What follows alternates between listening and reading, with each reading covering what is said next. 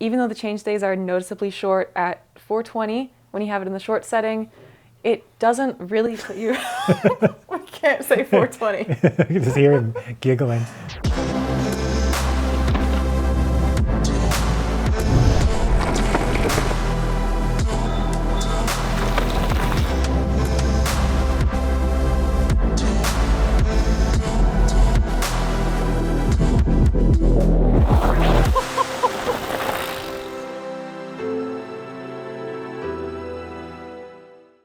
Welcome to the Value Bike Field Test from Tucson, Arizona, and welcome to Salsa's Timberjack XT 29, a bike they describe as a classic trail hardtail for playful types.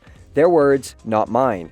The $2,100 Timberjack XT 29 is a do-it-all machine with a 130mm RockShox Gold fork and an XT SLX drivetrain mix. It also sports interchangeable and adjustable dropouts that easily let you change the geometry, fit 27.5-inch wheels, or even run it as a single speed if that's your thing. The internal cable routing gives it some clean lines, and being Salsa, there are water bottle and tool mounting bosses everywhere on the frame, so it should be ready for any multi-day adventure that you've got planned.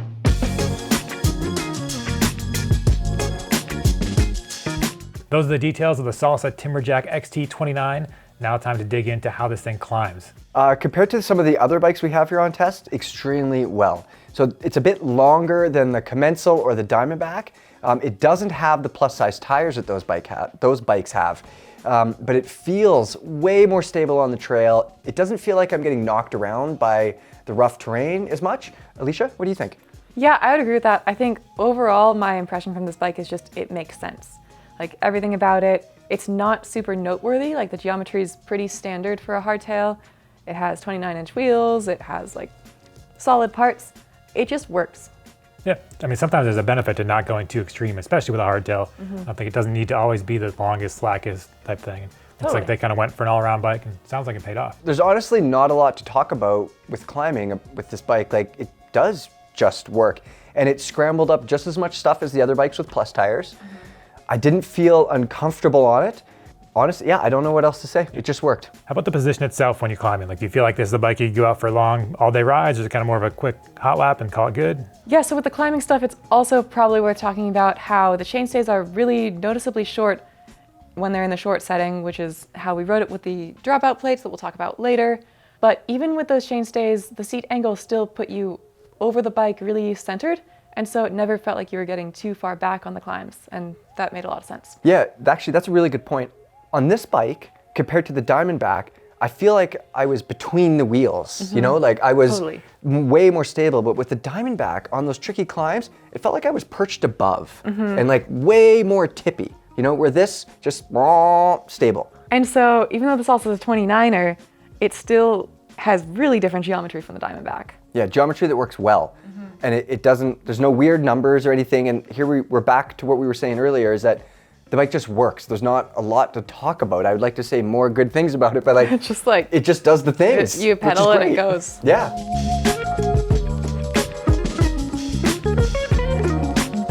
Hey everybody, I'm Mike Levy, and I'm here to tell you guys about the new Beta M... Sorry, what are you guys doing? Actually, no, I don't care. I'm sorry. My time is more important than yours, and I need this 8 mil. I will catch you later. Have a great day. Beta MTB membership, it's $24 a year, and it gives you early access to field test videos, long form writing.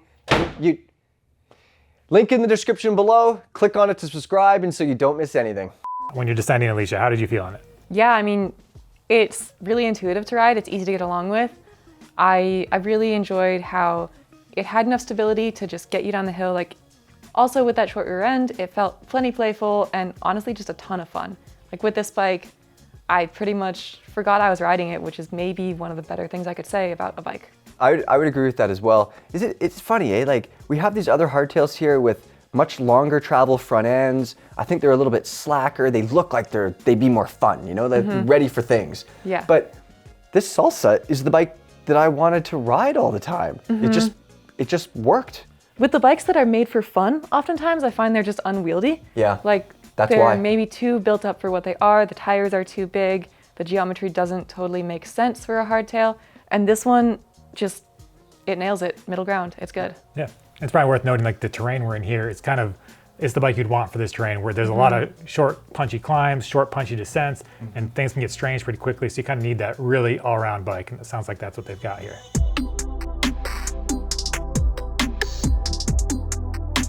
Originally had a $2,000 price cap. This one's $2,100, so we have to give it a little wiggle room.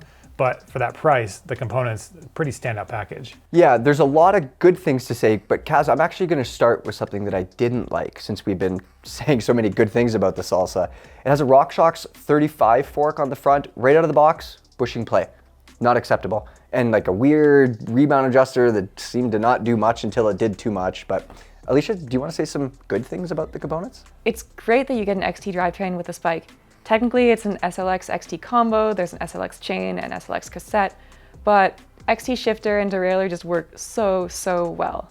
Any other standout components? What else is on this bike that's worth mentioning? The brakes again, actually, like it seems like we've got a lot of brakes that we're complaining about, but then we have these bikes with these Shimano MT500 brakes. This is the third bike with Shimano MT500 brakes, and they work really well. Like the bite point is consistent, which I haven't been able to say about Shimano brakes for a while. So the bite point works. They got a lot of initial bite, unlike some of those El Honga brakes and some of the other stuff. Enough so that I actually felt comfortable enough on the bike to like play around. I mean, brakes are super important. These work. Let's wrap up the components, a little tire talk. This bike has a Maxxis Minion DHF up front and a Recon in the rear. Not the most common combo, but how did that work out here in the desert? Yeah, I think it actually worked really well. The Recon's totally sufficient for enough rear end grip while still being pretty efficient. And then the DHF helped a lot. Like, I was pretty thankful that this was one of the few bikes that I felt came with really appropriate tires. I think we could sum up the build by saying there's not really anything that needs to be changed, eh? I know, I keep repeating that it makes sense, but it does.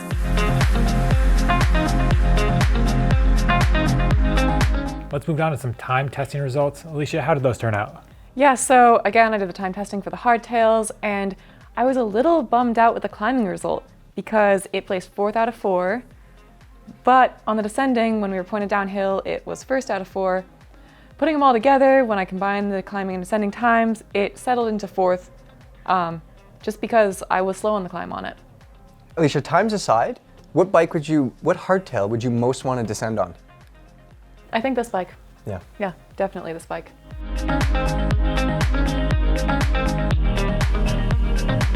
Well, I'm gonna be honest with you guys. I'm not sure if it was the heat stroke or the horchata, but we done goofed in Tucson and forgot to record us going over the models and pros and cons. So here I am. There are 8 Timberjacks in Salsa's catalog, the least expensive being the $1,700 single speed. Then there's the $1,800 SLX model, our $2,100 XT test bike, and the most expensive is the $2,500 Timberjack GX. And don't forget that you can get each one of those with either 27.5 or 29-inch wheels for the same price. So which one of those makes the most sense? Well, you could save $300 and do that SLX bike. The Timberjack XT comes with the nicer MT501 brakes that really impressed us, and its 35 gold fork should outperform the 35 silver TK fork on the less expensive bike. So yeah, I think we'd choose the Timberjack XT.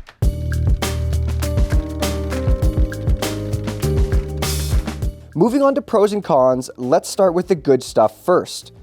This bike is very versatile and could do a lot of things well, making it a great choice for someone who just wants to go mountain biking, period. Another pro is the spec. Its drivetrain and brakes simply work well, and there's no need to upgrade until you really have to.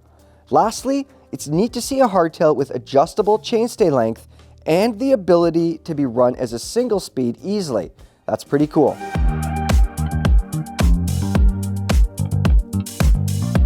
All right, let's move on to the stuff that we didn't like as much, and there are only 2 things.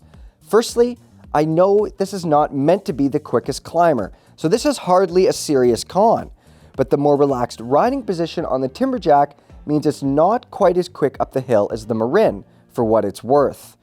Our only other complaint is about that 35 gold fork that never felt as supple or as active as some of the other forks on these value bikes. All right, now that we've fixed our little filming mistake, it's back to Tucson for the final verdict.